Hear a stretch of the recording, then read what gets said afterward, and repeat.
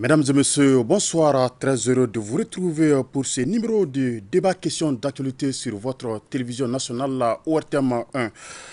La multisectorialité de la nutrition au Mali, c'est le sujet principal de ce débat initié par l'ONG Action contre la faim. Vous savez, Action contre la faim coordonne depuis janvier 2021 la parfaite mise en œuvre du programme appelé Right to Grow au Mali, financé par le ministère des Affaires étrangères des Pays-Bas. Aussi, il y a le projet de lutte intégrée contre la malnutrition chronique au Mali, financé par Affaires mondiales Canada. Ces différents projets sont des consortia constitués par Action contre la faim et World Vision pour la période 2021-2025 d'une part et Action contre la faim Amadecom et Kofersa pour la période 2021-2026 d'autre part. Certes, au cours des dernières décennies, des grands projets ont été réalisés pour réduire toutes les formes de dénutrition chez les enfants de moins de 5 ans, mais des efforts restent encore à faire car dans notre pays, la malnutrition chronique demeure un enjeu majeur. Selon la 6e enquête démographique et de santé au Mali, EDCM, en 2018, un quart des enfants de moins de 5 ans souffrent de malnutrition. Concernant l'enquête du Fonds national de gérontologie en 2019, 20% des femmes enceintes et allaitantes ont une diversité alimentaire insuffisante. Avec les acteurs du secteur de la nutrition, nous ferons l'état de lieu au Mali, nous verrons l'implication et les efforts déployés par les acteurs et que faut-il faire pour arriver à 0 cas de malnutrition. Pour en parler, nos invités sont Monsieur Boubacar Moussa, coordinateur sécurité alimentaire et moyens d'existence à l'ONG Action contre la faim. Bonsoir, monsieur. Bonsoir, monsieur Tina. Docteur Djibril Bagayogo, chef de la cellule de coordination de la nutrition. Bonsoir, docteur. Bonsoir, monsieur Tina. Madame Traoré Alimatou Traoré, présidente de la convergence des femmes rurales pour la souveraineté alimentaire COFERSA. Bonsoir, madame. Bonsoir, monsieur. Et monsieur Moumouni Damango, conseiller en développement durable à l'ambassade des Pays-Bas au Mali. Bonsoir, monsieur Damango. Bonsoir, monsieur. Bonsoir à l'ORTM. Merci d'être venu. Premier volet de ce débat, l'approche multisectorialité de la nutrition. Mais d'abord, nous voyons l'état de lieu. Dr Djibril Bagayogo, chef de la cellule de coordination de la nutrition. La situation de la nutrition au Mali, c'est comment? D'abord, nous allons commencer par remercier tous les acteurs, y compris les acteurs de la communication dont vous êtes, qui ont fait de la nutrition un des premiers leviers des priorités de l'engagement politique et financier de ce pays. De ce fait, le Mali fait partie des rares pays dans le monde, en Afrique au sud du Sahara, qui a pu réduire le poids de la malnutrition chronique de plus de 11 points en moins de 5 ans. Cela veut dire que les efforts ont été faits, mais il y a encore des grands défis. Au Mali, c'est 8 enfants sur 10 qui sont anémiés. 6 femmes sur 10 sont anémiées. Sans compter que cette année, avec la crise multiforme, la diversité alimentaire est aujourd'hui autour de 4,2% avec les DV Smart. Cela veut dire qu'il y a beaucoup qui a été fait, mais le chemin est encore long. Parce que les gens doivent s'engager ensemble. Alors, expliquez-nous un peu la malnutrition, comment on peut définir le mot? La nutrition, c'est juste le juste milieu. Quelqu'un qui dit qu'il ne comprend pas la nutrition, moi je dis toujours, mettez-vous sur le lit du fleuve. Quand le lit du fleuve se remplit, les berges se cassent. Ça, c'est la malnutrition par exemple. Sinon, on mange quand même. Ouais, quand on mange trop, c'est de la malnutrition. Quand on mange peu, c'est de la malnutrition. Mais il y a une malnutrition que personne ne voit, qu'on appelle les carences en micro. C'est des micronutriments, les fer, les zinc, les calcium, que personne ne voit. Et c'est ce qui frappe de plus ce que nous mangeons. C'est ce qui fait de nous aujourd'hui les risques de mortalité les plus élevés. Voici encore M. Tina, et je peux vous dire que la seule solution, il n'y en a pas deux, c'est l'approche multi-acteur, multisectorielle de la nutrition. Parce que tout le monde compte. Merci. Voilà, donc on va revenir à cette approche. Bokara Moussa, vous êtes coordinateur sécurité alimentaire et moyens d'existence. Alors, quel contenu pouvez-vous donner à l'approche de la multisectorialité de la nutrition? Merci. La multisectorialité en ce qui concerne la nutrition, c'est vraiment la mobilisation de tous les acteurs. Et au niveau d'action contre la faim, nous partons sur le principe que la malnutrition est causée par un certain nombre d'éléments qui sont liés par des effets de causalité. Nous avons les causes qui sont immédiates, nous avons les causes qui sont sous-jacentes et nous avons les causes basales. Et il faut que nous nous attaquions à l'ensemble de ces facteurs pour arriver à la fin à combattre cette malnutrition. Et à chaque palier, nous avons un certain nombre d'acteurs qui doivent jouer leur rôle pleinement. Et ensemble, ce mouvement d'ensemble, ça nous permettra de combattre la malnutrition comme fléau que nous connaissons dans notre pays. Alors, Madame Alimatou Traoré, vous êtes la présidente de la Convergence pour des femmes rurales pour la souveraineté alimentaire. Pourquoi la multisectorialité au Mali? Je pense que la malnutrition est multisectorielle. Ça parle de l'ensemble des acteurs qui jouent leur rôle dans tout ce qui est aliments de base au sein de la société. Voilà. Tant que ces gens ne sont pas au cœur de la production de l'aliment qui doit nous nourrir, donc c'est vraiment un problème. C'est ensemble, on peut donner la main et il s'agit de l'ensemble de la production, de l'ensemble de tout ce qui intervient au niveau de la nutrition. Donc, avec ça, nous pouvons vraiment lutter contre la malnutrition chronique. Alors, nous avons avec nous un des partenaires stratégiques, à savoir les Pays-Bas, Moumouni Damango. Vous êtes conseiller en développement rural à l'ambassade des Pays-Bas. Que vous inspire l'initiative multisectorielle de la nutrition au Mali? Merci bien, M. Tina, et vous nous donnez donc cette opportunité de nous adresser aux téléspectateurs. Sur une question, aujourd'hui, de notre point de vue, avoir écouté les uns et les autres, qui a une dimension multisectorielle, qui est beaucoup plus un problème de santé publique chronique au Mali, et bien évidemment aussi dans la plupart des pays du Sahel.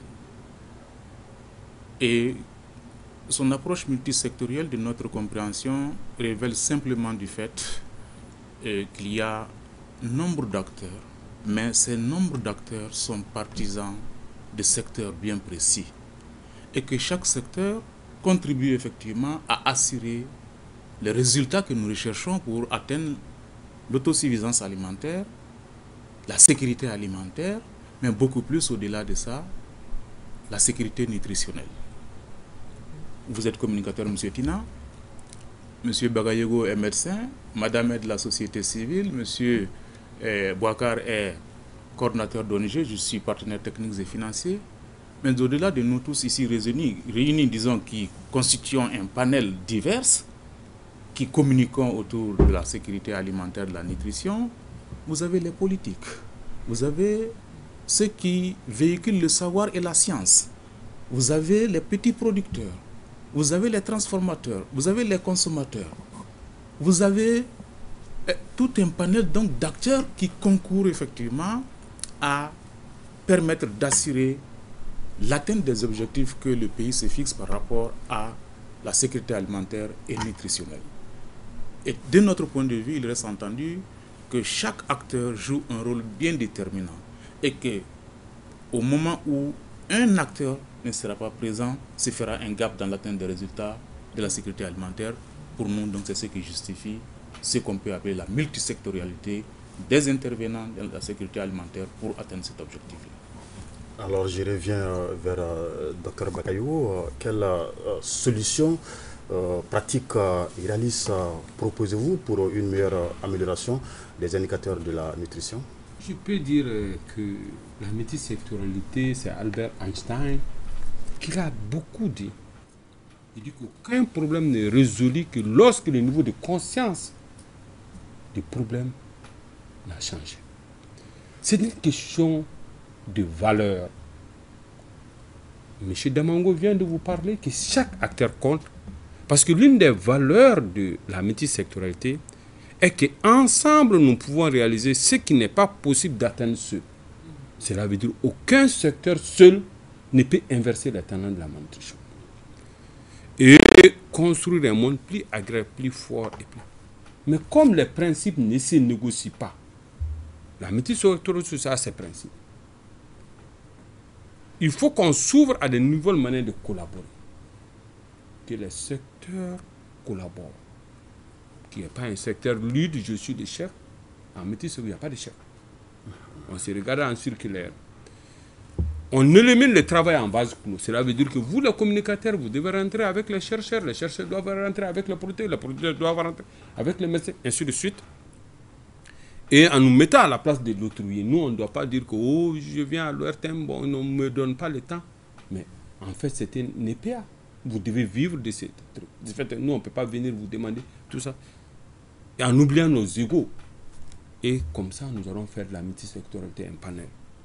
Cela nous demande, il faut du temps et de l'investissement pour comprendre même la multisectorialité qui associe l'appropriation des secteurs. Par exemple, je vous prends un seul exemple. Si aujourd'hui on dit que pour tout programme de numérisation, il faut qu'il y ait un point de nutrition. Les jeunes qui sont aujourd'hui en phase de prendre plus de poids, parce que plus d'une femme sur deux à Bamako est en surpoids. Et qui est en surpoids, un des premiers problèmes, c'est que tu vas avoir la goutte, tu marches difficilement. Tu vas demander à ton mari de te payer un RAV4. Et ce RAV4 là va continuer, tu vas grossir. Au finish, le diabète et la tension vont t'atteindre. Et ça va faire des évacuations en Tunisie. Et maintenant, vous allez trouver ce que... De fait, il faut que, pour que le secteur lutte, comme l'agriculture, que la santé, la communication, la protection sociale, l'éducation, la promotion de la santé, le secteur privé doit jouer un rôle important parce que c'est un bon business. C'est l'unique intervention que lorsque tu mets $1, le retour d'investissement c'est $7. Et regardez tout ce qu'on a aujourd'hui à côté de vous avec les fruits et légumes aujourd'hui, ça fait de l'amande. Et je pense que c'est ce qui est le plus intéressant. L'eau a joué un rôle très important dans la réduction. Le Mali fait partie des rares pays qui ont aujourd'hui plus de 70% de couverture en eau potable. Nous serons d'efforts du gouvernement, d'efforts de nos partenaires qui nous ont pu donner dans cette. Et surtout, aujourd'hui, le plus grand problème que Bamako connaît, que la communauté connaît, c'est l'hygiène et l'assainissement. On est ça. Et de ce fait, voici des questions qui sont là. Il y a eu des progrès, il y a eu des défis. De ce fait, il faut qu'on collabore d'une manière multi-acteur, multisectorielle pour inverser. Sinon, il n'y a pas deux solutions. Chaque acteur compte. Alors, Madame la présidente de la COFERSA, comment vous voyez le rôle des jeunes et des femmes dans la multisectorialité de la malnutrition et quel est l'accompagnement de la convergence dans ce sens? Les femmes et les jeunes, vraiment, nous sommes dans une dynamique de production, de transformation et puis de savoir-faire et montrer le savoir que nous avons, surtout au niveau de la communauté, les savoirs traditionnels qui sont là. Parce qu'il a dit, les gens ont laissé la manière dont on se nourrissait avant. Donc nos pratiques anciennes. Oui, les pratiques anciennes. Les gens ont laissé ça. Donc si au profit du modernisme qui est là et puis tout ça là, ça va aussi. Bon, on dit que c'est l'évolution, alors que je pense que la nutrition et puis l'alimentation, ça ne se négocie pas, parce qu'il faut avoir des principes, il faut avoir des connaissances sur tout ce que tu manges. Mais aujourd'hui, on a vu que nous, en tant que femmes, quand tu vas, je prends l'exemple, quand tu rentres dans une famille, dans un foyer, tu vois même la femme, ce qui est disponible tout le temps à côté d'elle, elle ne fait pas face à ça. Elle veut aller chercher quelque chose qui n'est même pas trop disponible, parce que c'est la facilité aussi est rentrée aux femmes qui fait que les femmes n'arrivent plus à donner la main qu'elles avaient auparavant pour donner la vraie nourriture au niveau de la famille. Donc avec ça, nous, en tant que femmes et puis les jeunes, vraiment avec la dynamique et le renforcement des capacités que nous sommes en train de faire au niveau de nos organisations, ça nous permet de proposer des choses au niveau de la population. Mais la proposition de ça aussi, ça fait que l'éveil de conscience, les gens n'ont pas trop de conscience sur les produits locaux qui sont disponibles au sein de la population.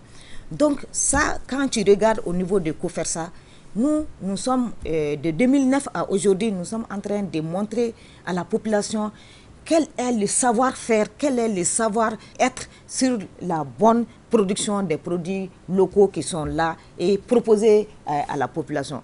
Mais nous, le constat qu'on fait, on voit qu'au niveau de là même où se trouvent les enfants, au niveau des écoles, il y a devant les écoles, on propose aux dames, nous avons des bonbons enrichis en vitamine A. Est-ce que vous pouvez vraiment diffuser ça auprès des enfants? Mais ces dames-là, elles ne sont pas prêtes à changer le comportement qu'elles ont. Donc vraiment, c'est quelque chose qu'ensemble, si on ne se donne pas la main, vraiment la lutte ne sera pas facile pour nous. Donc, nous avons un très grand rôle, les jeunes, les femmes, même les communicateurs, vraiment sensibiliser, informer, vraiment aider les couches vulnérables, vraiment à faire face à tout ce que nous avons comme potentiel de production agricole. Les produits importés viennent envahir les marchés et au finish, les prix, c'est moins cher et les gens préfèrent ça plus que les produits locaux qui vont les aider à avoir la santé, parce que c'est ça aussi. Quand tu achètes les produits qui viennent d'ailleurs, tu ne connais pas comment est-ce que c'est transformé, tu ne connais pas qu'est-ce qu'il y a dans ces produits, tu le consommes. On a parlé de sucre, on a parlé de sel. Quand tu prends l'exemple sur des jus qui viennent d'ailleurs, vraiment, il est bon temps qu'on fait face à notre produit local qui est là, qui est bien transformé, que nous connaissons très bien et que nous connaissons vraiment la valeur de ces produits. Et il faut aussi enseigner aux gens la valeur nutritionnelle des produits, parce que moi, je pense que c'est ça qui manque beaucoup au niveau du pays. Parce que les gens ne connaissent pas vraiment la valeur nutritive des produits qui sont locaux, qui sont disponibles au niveau du Mali. Parce que quand tu vas connaître la valeur nutritive, tu vas préférer consommer ça que d'aller à la pharmacie acheter des médicaments pour te nourrir. Parce que c'est ça. Parce qu'on a dit que les aliments, c'est la santé et puis c'est les remèdes. Le message est compris. Alors, Moumouni Damango, quel rôle jouent les Pays-Bas dans le cadre de la concrétisation de la multisectorialité de la nutrition au Mali? Les Pays-Bas, dans le contexte de la concrétisation de la multisectorialité de la nutrition au Mali, travaillent dans le cadre de la coopération, bien évidemment établie entre ce pays et le Mali. Dans ce schéma, nous travaillons avec des partenaires stratégiques, nous travaillons avec le gouvernement, nous travaillons avec des ONG internationales, nous travaillons avec la société civile, nous travaillons avec des producteurs, en vue de permettre effectivement le maximum possible d'inclusion d'abord, mais aussi de disponibilité alimentaire et de diversification. Et dans notre approche, c'est donc d'inclure tous les acteurs, c'est de travailler avec l'ensemble des acteurs. Nous ne sommes pas opérationnels sur le terrain, bien évidemment, mais nous avons une approche de faire, si je peux le dire ainsi, à travers des structures internationales ou nationales qui mettent en œuvre nos programmes sur le terrain. Et nous veillons, bien évidemment, au moment de passer nos contrats avec ces partenaires, que cette dimension soit prise en compte pour la durabilité surtout.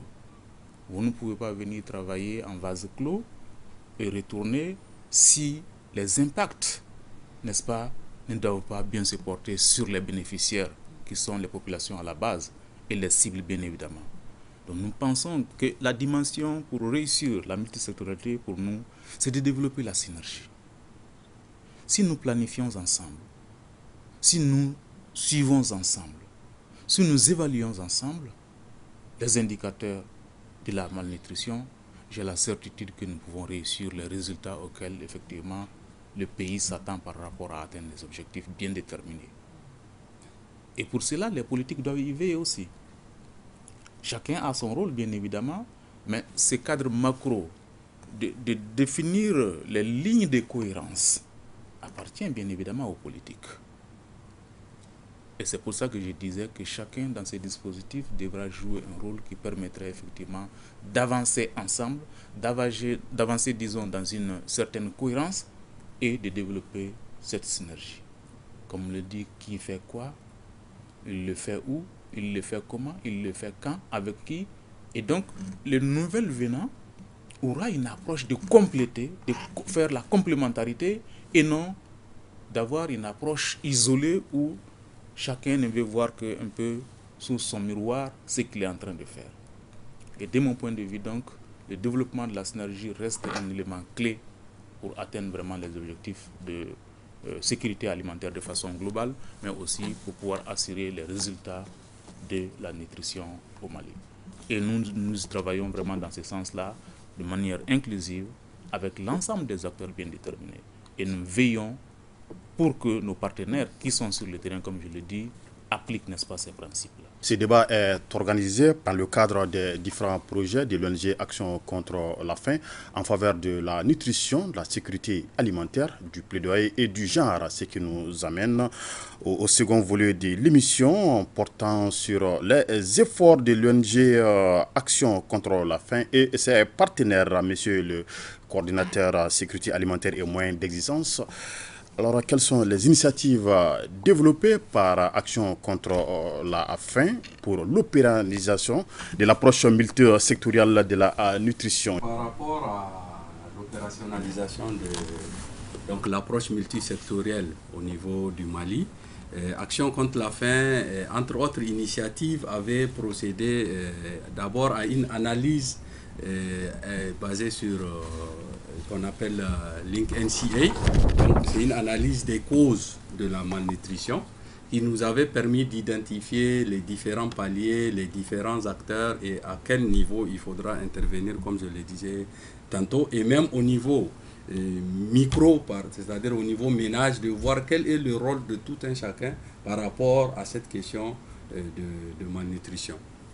Donc, ce qui a fait que, partant de ça, Action contre la faim a développé un certain nombre de projets et de programmes en fonction donc des bailleurs, de leur sensibilité, en fonction de la disponibilité des autres acteurs à aller en synergie. Donc, on a mis en place des actions dans certaines régions du Mali où on a développé des activités de production. Madame parlait tantôt de la production donc, locale, de tout ce qui est aliments. Donc, la diversification de cette production, comment intensifier la production au niveau ménage et comment utiliser aussi cette production de telle sorte que ça soit sensible à la nutrition, que ça ne soit pas une production, une monoculture ou en tout cas qu'on diversifie quelque chose qui peut améliorer la nutrition au sein du ménage. Donc, on travaille sur cette production, on travaille sur les questions de conservation. Nous savons que dans certaines zones, on a des périodes pour une production particulière. Maintenant, comment étaler pour lutter un peu contre cette saisonnalité de la disponibilité afin que la diversité soit assurée sur la durée dans le temps. Donc, on a travaillé sur ces actions. On a travaillé aussi sur les questions de comportement. De manière générale, le comportement alimentaire, mais aussi d'autres comportements en termes de soins, en termes d'hygiène. Donc, parce que tous ces éléments concourent en tout cas à ce que les enfants ou même les personnes âgées tombent dans la malnutrition. Donc, on a à ce niveau essayé d'agir, de développer des actions qui vont à l'endroit des communautés. Et le changement de comportement aussi nécessite une certaine implication à un niveau plus au-delà donc du communautaire. Donc les engagements des politiques, les communications, donc tout ce qui est acteur de la communication. Donc pour sensibiliser le maximum de personnes sur les causes et tout ça dans le but de prévenir. Parce que là, nous ne sommes plus dans la prise en charge, ça c'est un autre aspect et qui d'ailleurs coûte plus cher, le docteur me dira, et qui coûte plus cher que la prévention. Donc nous sommes là dans des actions de prévention. Pour agir sur les politiques, nous avons mobilisé des communes au niveau local pour que dans leur plan de développement communautaire, parce qu'auparavant la nutrition n'était pas considérée comme un problème qu'il faut aller prendre à bras le corps comme les autres problèmes qui assaillent nos sociétés.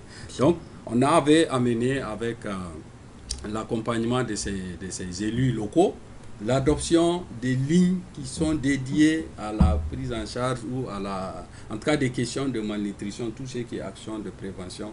Donc je pense que dans certaines communes du Mali, on est arrivé à cet effort. Et au-delà aussi, comme dans le cadre des projets que nous avons actuellement, Right to Grow et puis le projet du GAP, on mobilise les acteurs pour que chacun, on ne peut pas faire, ce n'est pas un combat qu'on peut mener seul.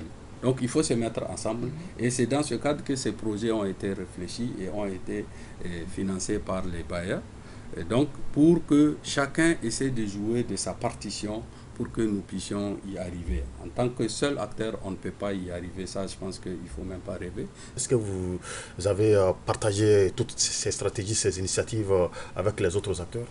Oui, on a des cadres souvent d'échange. Je pense que le cœur même de ce projet qui est financé par les Pays-Bas, ça c'est un des rôles, un des objectifs, c'est de partager ce savoir-faire, si je peux m'exprimer ainsi, et de recevoir les autres parce qu'on ne détient pas tout. Et on a partagé dans le cadre de certains de nos projets, on fait des leçons apprises. Nous avons nos actions qui sont sensibles à la nutrition, on fait des évidences, on rédige des évidences et on diffuse. Donc cette connaissance auprès des autres, parce qu'il faut se dire, l'un des problèmes aussi, c'est la compréhension de tous les acteurs, de tout le monde, par rapport à comment cerner la malnutrition. Je pense que ça, c'est un grand défi. Et donc, l'idée, c'est de vraiment diffuser les petites initiatives, aussi petites soient-elles, elle est toujours utile. Si on les met bout à bout, on va arriver à combattre cette malnutrition.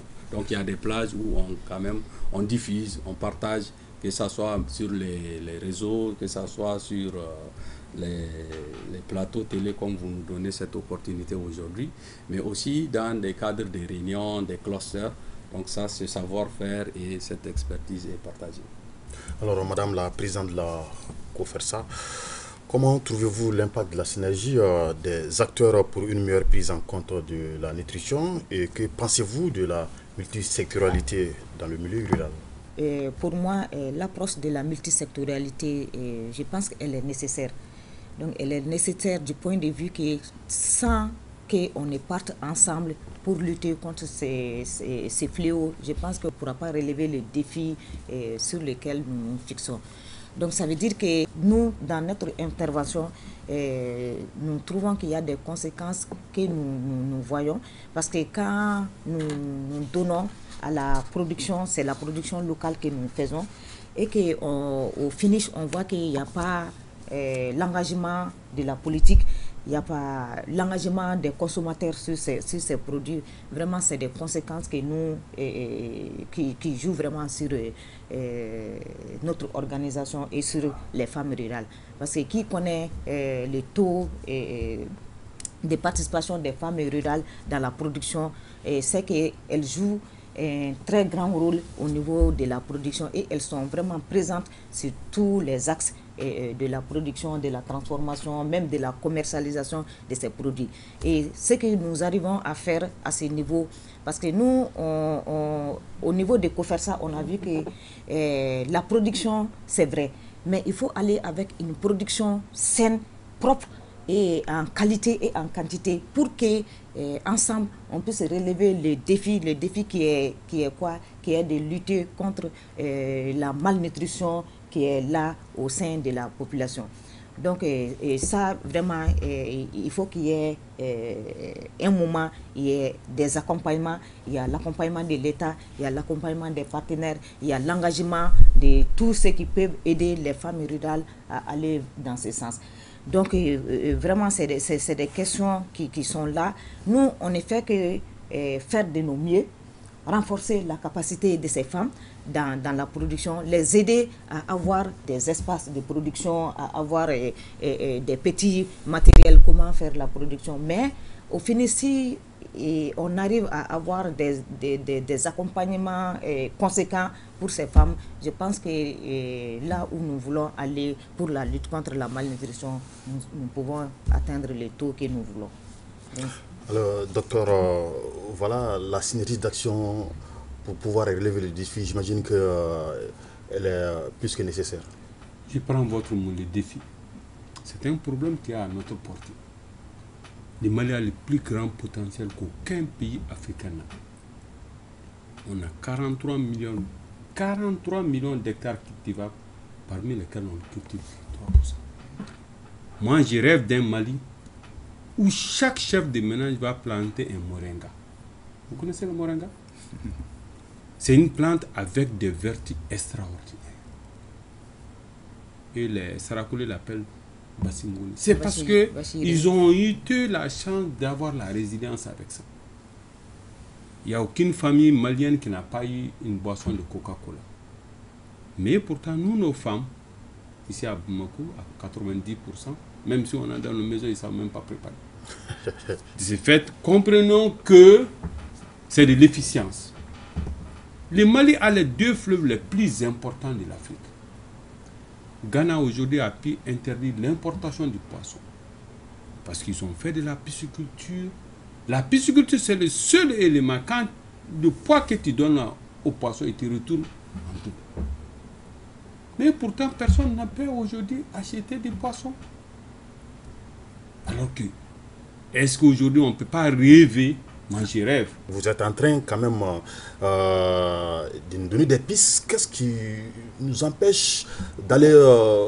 Comme je l'ai dit, c'est Albert Einstein qui l'a dit. Aucun problème lorsque le... Parce que les gens ne comprennent pas que depuis 1927, on a dit que c'est le Mali qui peut être le grenier de l'Afrique occidentale. Mais quelque part, est-ce que, en tout cas, la réussite de ces stratégies ne dépend pas de la volonté politique? Moi, je dirais surtout que de la volonté humaine. Parce que moi, je suis vous êtes du ministère. Donc je suis du ministère de la Santé. Voilà, est-ce que quelque part, voilà, le ministère à son niveau n'a pas pensé à ces stratégies et essayer de les mettre en exécution? Je peux vous dire que quand tu prends les documents politiques de ces pays, je prends tous les pays d'Afrique occidentale francophone, tu n'en trouves pas mieux. La volonté de ce pays est claire et nette. Aujourd'hui, on a transféré 21 compétences aux collectivités qui prennent 90% de cette problématique. De fait, personne n'a le droit de venir négocier quelque chose avec les départements ministériels. De fait, les maires sont suffisamment outillés avec des décrets. C'est les décrets qui a transféré. De ce fait, quelqu'un qui veut faire de la pisciculture, il n'a pas besoin de quelqu'un. Aujourd'hui, il y a des bidons qui peuvent faire. De ce fait, quand on voit, et cette technologie est démocratisée. Mais il y a une culture que tout le monde veut aller dans les bureaux. C'est ce niveau de conscience qu'on doit changer. En septembre, j'étais au Rwanda. On a vu que le président, son petit déjeuner, c'est le niébé. Mais moi, je suis d'un village. Le petit déjeuner du président rwandais, Paul Kagame. Paul Kagame, c'était du niébé ce jour-là. On a besoin des champions. Mais moi, je suis d'un village. Le jour où vraiment tu vas manger du niébé à midi, on va dire que tout le monde va courir à côté. Ils sont devenus tellement pauvres qu'aujourd'hui... Parce qu'on n'a pas donné la composition du niébé qui est autant nutritive que ça. Le moringa, pareil. Aujourd'hui, tous ceux qui voyaient qui sont les plus traditionnels, les surcoutiers, tous ces trucs, c'est des gorgées de protéines nobles. Mais nos enfants ne veulent pas s'engager. Je vous donne un seul élément. Est-ce qu'aujourd'hui, en faisant des poulets de chair, est-ce qu'on a besoin de la volonté politique? Pas du tout. Que les jeunes ne comprennent pas les avantages de leur fait qu'ils rendent vite dans la production avec ces systèmes alimentaires. Ça, c'est un problème de famille. Nous, on ne prend pas à inculquer à nos enfants que si aujourd'hui tu as 21 ans, tu t'inscris à l'INP, c'est l'année qui compte. Avec tu peux créer de l'auto-emploi, faire avancer. Et c'est ça que les gens ne comprennent pas. Et c'est ce que les anglophones ont vu plus parce que c'est du job. Ces problèmes de nutrition, c'est du job. C'est du boulot pour tout le monde. Et de ce fait, cette multisectorialité, ce n'est pas quelque chose qui peut... Et c'est le développement, c'est la paix. Parce que si aujourd'hui, on prend toute la population malienne des Zoras à 63 ans, cela veut dire que 94% des Maliens ont besoin, à part les 0,15 ans qui sont construits, ont besoin de l'emploi. De fait, comment nous allons le faire sans ce système, alors que Dieu nous a tout donné? pour avancer dans cette... Et la nutrition, c'est la partie qualitative. Parce que tous les problèmes qu'on a aujourd'hui, les gens ne comprennent pas la différence entre la sécurité alimentaire et la sécurité. Alors que la sécurité nutritionnelle, c'est la partie qualitative de la sécurité alimentaire. On doit manger qualité, parce que juste de toi, ce que tu as besoin. Voici des questions pratiques qui font qu'aujourd'hui, nous devons faire changer peut-être des langages pour dire que la nutrition, c'est du job. C'est le seul intervention. Quand tu mets $1, tu as $16 de retour d'investissement. Mais pour fortifier, tu mets $1, tu as $27. Vous voyez, l'externalité est très très importante pour un pays pauvre comme nous qui cherche de l'emploi. Mais ce n'est pas de l'emploi que l'État va donner, c'est de l'auto-emploi. C'est des petites et moyennes entreprises. C'est des petites et moyennes entreprises. Et généralement financées par la famille. Et quand il y a les diplômes, on a eu, même le colon a mis le poids le plus élevé en mettant l'hyper dans notre pays. De ce fait, prenons les choses dans leur contexte. Mettons nos enfants dans cette vision qu'ils ont une opportunité.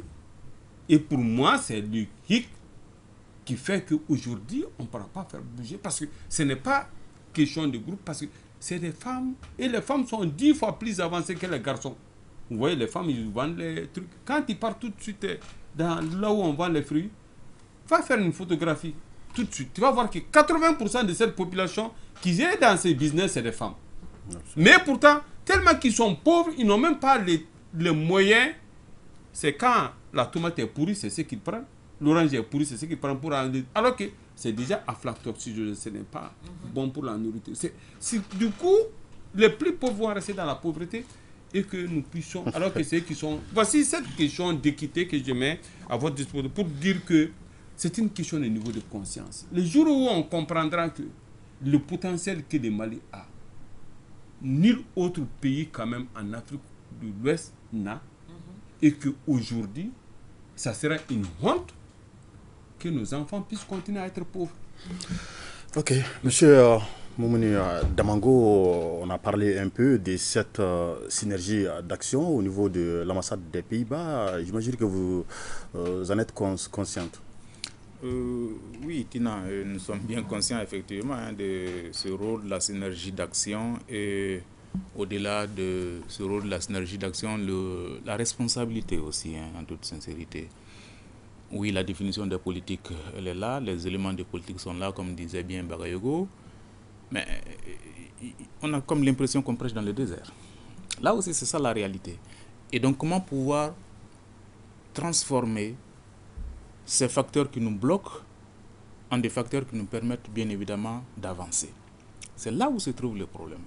Comment développer la synergie, comment coordonner, qui est responsable de quoi, pas seulement définir les éléments de politique, les éléments de chemin, mais qui doit être à quel maillon pour pouvoir vraiment faire avancer les choses. La mise en application. La mise en application. Et c'est pour ça, quand il parle effectivement de création d'emplois, d'opportunités, etc., oui, le secteur privé peut jouer un grand rôle, mais les politiques au niveau local doivent jouer aussi un grand rôle. Ces jeunes qui sont en train de produire, ces femmes rurales qui sont en train de produire en milieu rural, ceux, surtout après la production, qui sont pratiquement sans emploi, comment les mettre dans le créneau effectivement de la production, mais au-delà de la production, de la transformation, ou chercher des ressources pour eux. Comment faire de manière à ce que ceux qui doivent transformer aient les moyens de transformer. Comment faire de manière à ce que le petit producteur qui a produit puisse diversifier sa production. Et de cette diversification de la production, il va sans dire que nous améliorons la sécurité alimentaire, la sécurité nutritionnelle. Mais aussi comment faire de manière à ce que les politiques qui sont au niveau local puissent planifier, les gouvernants locaux puissent planifier la prise en compte effectivement de ces aspects de transformation, de ces aspects de production, de ces aspects de commercialisation, de ces aspects de transport. Vous conviendrez avec moi que ce n'est pas un petit groupe de jeunes ruraux, de femmes rurales qui vont pouvoir construire une piste qui pourra faire sortir les productions locales d'un endroit bien déterminé pour l'amener à un endroit de consommation. C'est le rôle des gouvernants locaux, c'est le rôle du gouvernement central éventuellement. Et c'est en cela que, de mon point de vue, véritablement, chacun peut jouer un rôle déterminé qui fera qu'effectivement, on voit la multisectorialité et dans cette multisectorialité, qu'on fixe les rôles et les responsabilités de chaque acteur, que chacun, disons, soit conscient de son rôle et de sa responsabilité pour que, effectivement, nous atteignions l'autre rivage. Je prends le cas d'exemple de ce pays que je connais d'une manière assez, je peux dire, assez bien. Le nord de notre pays. Prenez les régions de Gao. La région de Gao, quand moi j'y étais, Dr Bagayogo était à Kidal en son temps. Mais on pouvait vendre à Gao des mangues, des moitiés de mangues que nous achetions. C'est regrettable, mais il faut le dire comme ça. Mais c'est parce que donc ça veut dire qu'il n'y avait pas de moyens pour pouvoir transporter les mangues qui quittaient Sikasso pour les amener à Gao. Et pourtant, ces mêmes mangues pourrissaient à Sikasso. C'est la même chose pour bien de nombre de produits, que ce soit les oranges, tout ce qui est agrumes et autres, qui ne sont pas produits dans ces régions. Mais comment faire de manière à ce qu'effectivement les citoyens qui se trouvent à Gao puissent effectivement avoir une condition nutritionnelle suffisante à partir de la production de son pays, à partir de la production locale, complétée par la production, n'est-ce pas, nationale, puisque effectivement, si nous ne pouvons pas produire des mangues à Gao, on peut bel et bien les produire à Sikasso. Il suffit donc de trouver les moyens de les transporter. L'autre élément, c'est les comportements. Ça, c'est la culture, nos croyances. Pour les faire changer, ce n'est pas facile, docteur Bagayogo, vous conviendrez avec moi. Ça, je suis d'accord. Il va falloir travailler dur pour cela. Moi, dans ma culture, quand nous étions jeunes, on ne nous permettait pas de manger un œuf. Et c'était aussi pour nous former. Parce que quand un enfant, effectivement, on l'habitue à un œuf, éventuellement, quand il va boire une poule sur l'œuf, on craint qu'effectivement, qu'il soit, cet enfant peut-être délinquant. Mais cela peut se surpasser par l'information, la sensibilisation, etc. Et il y a un rôle fondamental, de mon point de vue, des communicateurs. Que ce soit les communicateurs, je dirais, entre guillemets, modernes, comme l'ORTM, mais aussi nos communicateurs traditionnels, nos prêcheurs, nos mamans, nos grands-mères, dans les contes, etc., qui peuvent aussi communiquer sur la malnutrition. Ok, on va avancer. On l'avait dit, la malnutrition chronique est un véritable challenge pour notre pays. Elle n'est financée qu'à hauteur de moins de 1% par le budget national.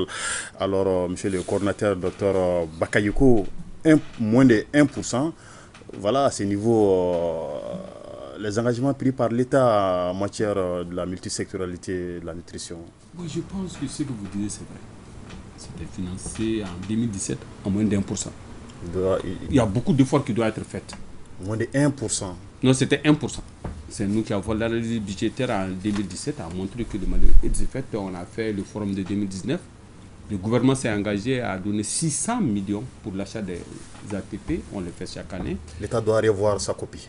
L'État est en train de revoir. Mais comme Moumouni l'a dit, le défi est au niveau des collectivités.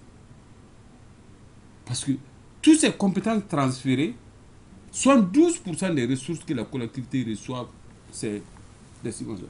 C'est pour les aider. Par exemple, je vous donne un seul exemple.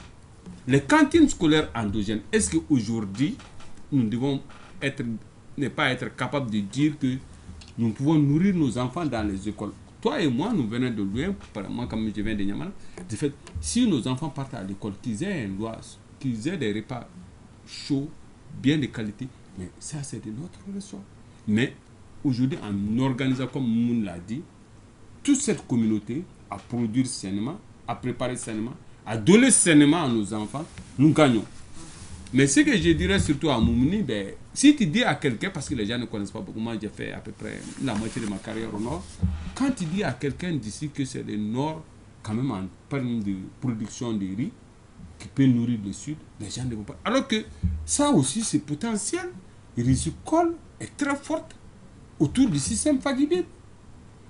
Tous ces potentiels qu'on a, il faut que nous parlons ensemble, nous communiquons ensemble et nous vivons ensemble et que nous prenons ces problèmes. Parce que cette crise nutritionnelle qu'on vit nous doit nous porter la chance d'y réfléchir profondément pour mieux faire.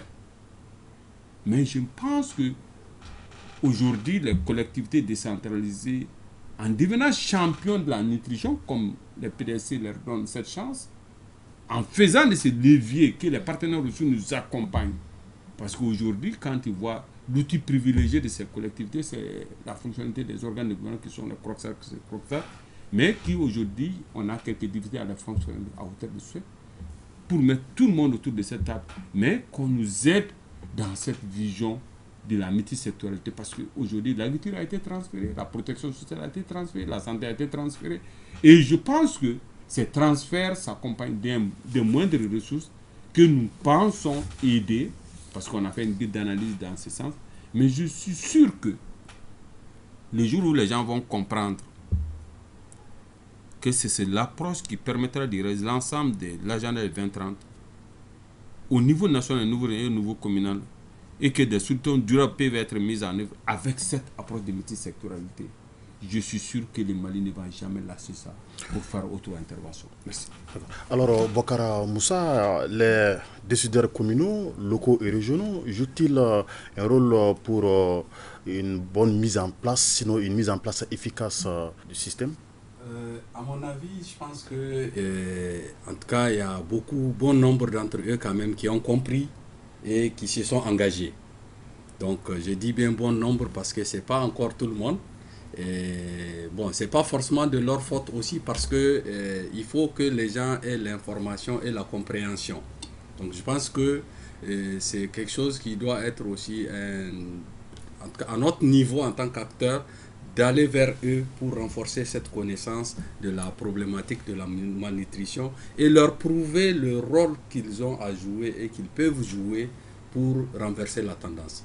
Donc il y a beaucoup en tout cas qui ont compris, des efforts ont été faits, mais il y a d'autres quand même, ça reste un peu, pas parce qu'ils n'ont pas la volonté, mais je pense que c'est juste l'information.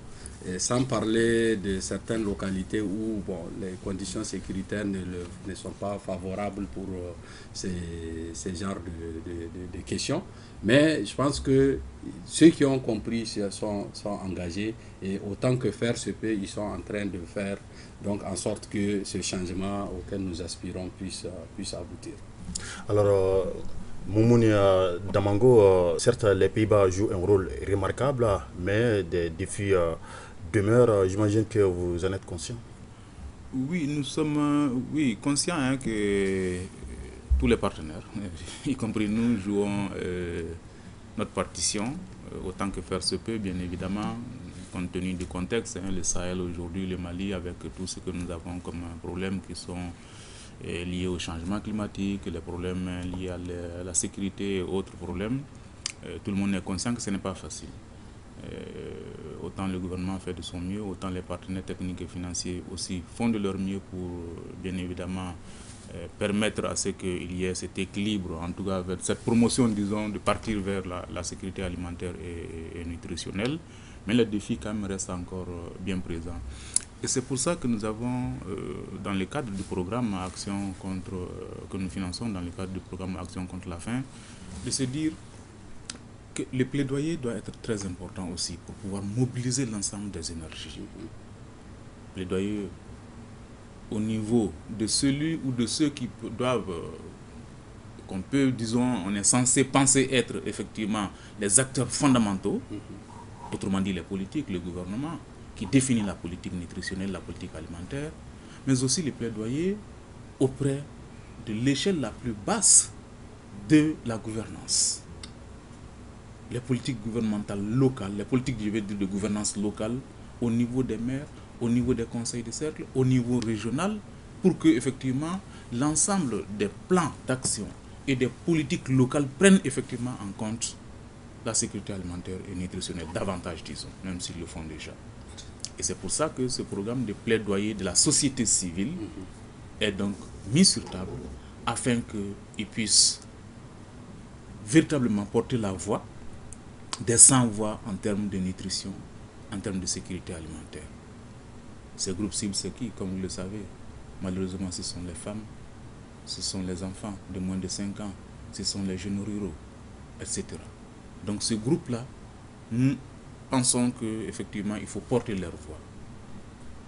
Et porter leur voix à travers la société civile qui permettra de faire changer les choses dans les plaidoyers auprès des gouvernants locaux, centraux, même pas seulement, mais aussi mondiaux. Et nous, y compris, bien évidemment, en tant que partenaires techniques et financiers, pour que nous puissions, conformément, bien évidemment, à nos missions de coopération ou de présence dans les différents pays, jouer le rôle que nous devons jouer. Et au-delà, sur les organisations internationales, bien évidemment aussi. Nous sommes dans une dynamique mondiale d'un village planétaire et que cet élément de nutrition au Sahel, ces facteurs de nutrition au Sahel méritent d'être pris en compte par chacun des acteurs, y compris ceux qui sont les bénéficiaires qu'on peut penser être les acteurs bénéficiaires directs, qui sont la population à la base, mais aussi avec l'ensemble, n'est-ce pas, des acteurs nationaux et mondiaux. Nous en sommes vraiment conscients de ce fait. Alors, la COFERSA, société civile, que pensez-vous de l'apport des partenaires et également de l'État?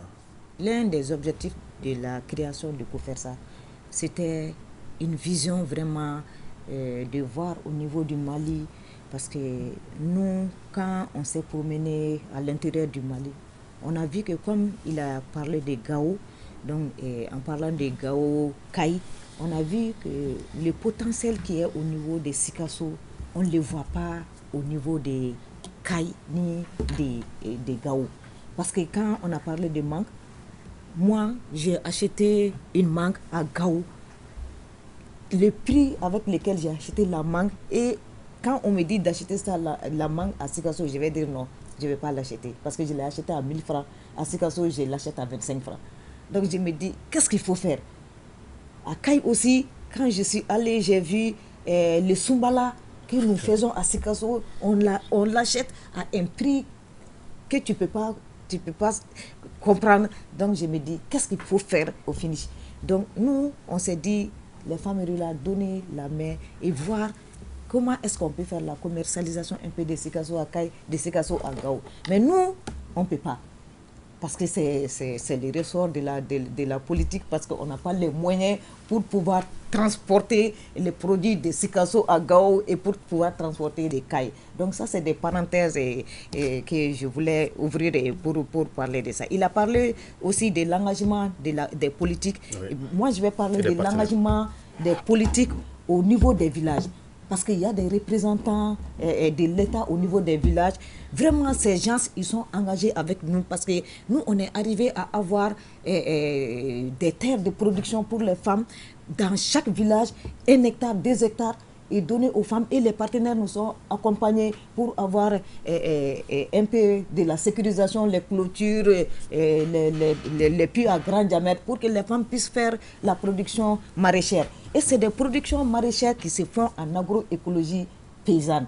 Donc l'agroécologie paysanne, c'est pour dire que ça se fait sans produits chimiques, ça se fait sans intrants chimiques et tout est naturel pour pouvoir proposer à la population. Donc je pense que nous, on est vraiment engagés à le faire, mais il faut qu'on ait des gens comme Action contre la faim qui nous accompagnent dans la nutrition. Nous, on propose des produits à haute valeur nutritive, et surtout au niveau des enfants, des bonbons à base de vitamine A. Nous, on a appris ces connaissances et puis on les propose à la population. Mais nous seuls, on peut pas vraiment aller jusqu'au bout, il faut des accompagnements. Donc c'est pour cela, c'est très intéressant si les partenaires nous accompagnent à ces niveaux, nous accompagner dans ce qui existe, dans le potentiel qui existe déjà. Parce que c'est ça. Dr Bagayo a dit, le Mali est vastement riche. Moi, je le dis haut et fort parce que je me suis promenée en Afrique de l'Ouest, dans le monde, j'ai vu comment ça se passe. Donc, je vous dis vraiment, s'il y a un peu des pousses et au niveau du monde rural, au niveau des femmes, au niveau des jeunes, vraiment on va relever le défi qui est la malnutrition chronique qui existe au niveau de ces pays, on va les relever. Parce qu'il y a tout le potentiel qui est là, il y a tout ce qu'on est en train de proposer. Vraiment, ça peut nous aider à relever les défis. Voilà, avec un peu d'accompagnement, selon Madame la Présidente, le défi pourra être relevé. On s'achemine vers la fin de ce débat, mais avant, on va faire un dernier tour de table. On va commencer avec Madame la Présidente de la COFERSA. Votre mot de fin? Bon, merci. Moi, les mots de fin, je pense que vraiment, ce genre de débat, c'est nécessaire. Donc, si on se trouve, les acteurs se trouvent et puis débattent de ces sujets et que la population arrive à suivre ça, vraiment, c'est des choses qu'il faut qu'on démultiplie au niveau du pays. Je dirais aussi, il faut qu'on se donne la main pour pouvoir relever les défis énormes, parce que c'est un défi énorme. Il faut qu'on se donne la main pour pouvoir relever ces défis énormes. Parce que le Mali, nous sommes dans une situation très critique de malnutrition. Donc, alors qu'on a tous les potentiels du monde qui est à notre portée. Donc, essayons vraiment de voir qu'est-ce qu'on peut faire. Vraiment, je remercie tout le monde. Je remercie l'ORTM. Je remercie les partenaires aussi, Action contre la faim, le gouvernement, qui nous a vraiment permis d'être dans ces programmes et de montrer notre expertise et notre savoir-faire au niveau de ce programme. Vraiment, merci à tout le monde. Bouakara Moussa, l'ONG Action contre la faim a encore d'énormes défis à relever. Oui, je pense qu'ensemble, quand même, nous y parviendrons. Je tiens à remercier les partenaires, et notamment les bailleurs qui nous appuient dans ces efforts, les gouvernements qui avec les services du niveau central jusqu'au au niveau décentralisé, nous collaborons ensemble. Nous avons toujours, nous venons en aide sans se substituer aucunement au rôle que l'État doit jouer, et les services techniques ont toujours été disponibles pour nous accompagner dans cet effort pour combattre la malnutrition avec les organisations locales, dont la COFERSA que je remercie au passage. Et Action contre la faim, son mandat c'est de vraiment combattre la malnutrition. Et je pense qu'il n'y a aucun pays qui s'est développé sans pour autant finir avec les questions de sécurité alimentaire et nutritionnelle. Donc c'est un défi que nous devons avoir à l'esprit ici au Mali pour mettre fin à en tout cas à ce fléau. Et personnellement, un jour j'ai eu un choc quand j'ai visité la zone de l'Office du Niger. C'était ma première fois, et de voir le potentiel qu'il y a. Je me dis, et qu'on parle d'insécurité alimentaire encore au Mali, et vraiment, je pense que c'est choquant. Donc, je pense que si tout le monde s'y met, on ne va pas tout mettre sur le dos de l'État, mais je pense que chacun, à son niveau, c'est d'essayer de voir qu'est-ce qu'il peut, le peu qu'on peut faire là. Si on les met bout à bout, je pense qu'on peut arriver. Donc, vraiment, moi, je suis convaincu de ça. Et Action contre la faim, en tout cas, nous sommes disposés à apporter notre savoir-faire et accompagner tous les acteurs par rapport à la lutte contre la malnutrition. Merci beaucoup. Moumouni Damango, partenaires, les Pays-Bas sont encore sollicités pour l'atteinte des objectifs. Merci bien. À ce stade, bien évidemment, dire toute notre disponibilité, bien sûr, à accompagner le gouvernement, à accompagner les partenaires pour regarder dans la même direction. Et regarder dans la même direction, ça veut dire aussi donc être comptable des résultats ou des défis, disons, qui sont devant nous. Et pour ce faire, j'ai pu dire que nous savons déjà que nous sommes présents sur pratiquement 5 projets directement financés par l'ambassade pour le Mali, et 6 autres projets qui sont financés au niveau régional, dont le Mali fait partie, qui couvrent, je peux vous le dire, aujourd'hui à moyen terme, pratiquement 84,5 milliards, environ 129 millions d'euros, qui sont donc injectés au Mali dans le contexte de la sécurité alimentaire et nutritionnelle, bien sûr avec un nexus sur les questions de changement climatique, mais aussi de gestion des ressources en eau. Et nous allons continuer bien évidemment dans cette lancée, et c'est pour ça que nous avons dit que, donc, oui, multisectorialité en tant que partenaire, mais aussi nous sommes disponibles à collaborer avec d'autres partenaires pour pouvoir, n'est-ce pas, apporter cette plus-value qui permettra d'aller plus loin dans la sécurité alimentaire et nutritionnelle dans notre pays. En tout cas, les Pays-Bas sont engagés et restent disponibles pour ce faire. J'ai pu les notifier ici. Merci. En tout cas, ça fait plaisir, l'engagement des partenaires, dont les Pays-Bas, un partenaire stratégique.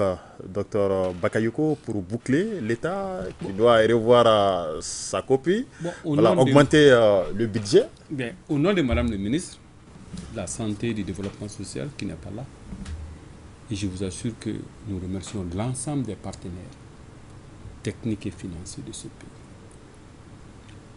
Je peux vous dire que le coordinateur des donateurs qui est la coopération canadienne, grâce à son leadership et grâce à son engagement, aujourd'hui de plus en plus, les gens sont en train de comprendre l'externalité de cette approche multisectorielle de la nutrition. Au nom de Madame la ministre, vous les partenaires gouvernementaux, comprenez que malgré la crise que le Mali vit, le Mali, avec les DRS Smart, on est à 21,9% de retard de croissance. Je ne vais pas citer certains pays qui sont à 73%. Ces maigres succès, on les gratifie, on vous félicite. Vous les communicateurs, je tiens à vous aider parce que toute la problématique de la nutrition, c'est des problèmes de comportement. Vous nous aidez à identifier les barrières et à changer. Je vous demande un seul truc. Quand une femme à Bamako, tu lui demandes de donner du sang à son enfant, ben, il se peut que des mesures de professionnels de l'air à leur terme ne peuvent pas la permettre. De fait, il faut identifier ces barrières. De fait, c'est des comportements qu'il faut s'agir. Nous, on est à votre disposition, on est ouvert à vous. Venez, on est là pour ça. Non, on va le faire parce que ceux qui l'ont dit tout de suite, les plaidoyers, cela veut dire que le temps est notre seule chance de nantir ce temps. Mais on a besoin des champions, même au sein de l'ORTM, qui mangent propre. Par exemple, quand tu pars tout de suite au Ghana, il n'y a personne qui touche l'aliment avec sa main. Et tu vas dans nos restaurants. Et tous ces éléments font partie de la nutrition. C'est ce qu'on appelle la démarche d'assurance qualité des aliments. De fait, toute cette dimension qui fait que l'aliment n'est pas du tout suivi dans toute sa chaîne de production. Le dernier mot est que c'est des responsabilités, c'est des fiertés. Les résultats dont on a aujourd'hui, malgré la crise qu'on a, est une source de fierté pour l'ensemble des acteurs, y compris les gouvernements de ces pays, parce que dans le Sahel, les performances du Mali, je peux dire, en matière de lutte contre la malnutrition, est à saluer. Et je peux dire que je vous remercie vous tous au nom de Madame la ministre de la Santé et du Développement social. Je vous remercie. Voilà, c'est sur ces notes d'espoir que se referme ce débat qui portait sur la multisectorialité de la nutrition au Mali. Un débat initié par l'ONG Action contre la faim en faveur de la nutrition, de la sécurité alimentaire, du plaidoyer et du genre. Nos invités étaient Bouakara Moussa, coordinateur sécurité alimentaire et moyens d'existence à l'ONG Action contre la faim, Dr Djibril Bagayogo, chef de la cellule de coordination de la nutrition, Madame Alimatou Traoré, présidente de la convergence des femmes rurales pour la souveraineté alimentaire COFERSA, et M. Moumouni Damango, conseiller en développement durable à l'ambassade des Pays-Bas au Mali. Merci de nous rester fidèles. Passez d'excellents moments en compagnie de votre télévision ORTM 1. Bonsoir.